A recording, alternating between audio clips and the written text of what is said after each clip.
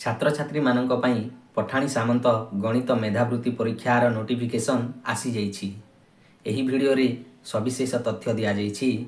वीडियोटी को शेष पर्यंत देखि नियंतु। एहा हेउछि माध्यमिक शिक्षा परिषद ओडिशा बा बीएससी ओडिशा कटक विज्ञप्ति नंबर 18 तारीख 4/1/2025। एहा समस्त ओडिया मीडियम प्राथमिक उच्च प्राथमिक यूजीएमई उच्च विद्यालय समस्त प्रधान शिक्षक एवं प्रधान शिक्षयित्री मानक अवगति निमंते एही विज्ञप्ति जारी करा जाइछि।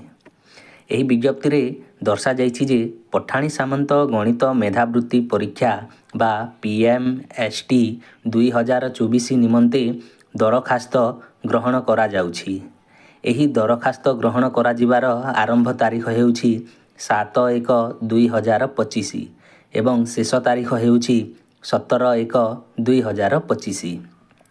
ताहा पुणी ऑनलाइन माध्यम रे ही एही दरखास्त ग्रहण करा जिवो। एही मेधावृत्ति परीक्षा पई छात्र छात्रींकर योग्यता आवश्यक। दुईटी स्टेज रे सेमानंकर योग्यता दिया जाइछि। प्रथम स्टेज रे केवल षष्ठ श्रेणी रे अध्ययन करुथिबा छात्र छात्री ही एही परीक्षा देई पारिबे।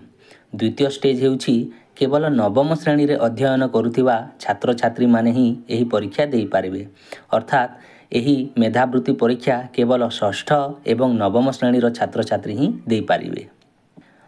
छात्र छात्री माने केवल ऑनलाइन माध्यम रे एही परीक्षा पई फॉर्म फिलअप करि पारिबे।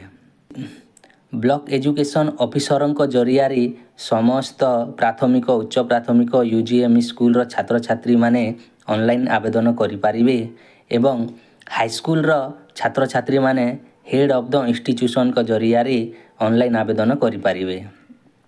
ऑनलाइन आवेदन करिवार लिंक टी हेउछि www.bseodisha.ac.in। आपण एही वेबसाइट को जाई समस्त नियमावली जानि पारिबे। आ गोटे मुख्य विषय हेउछि गणित मेधावृत्ति परीक्षा देवा पई कौनसी छात्र छात्री माननकु परीक्षा फी देवाकू पड़िबो नाही। एही परीक्षाटी संपूर्ण मागणा अटे।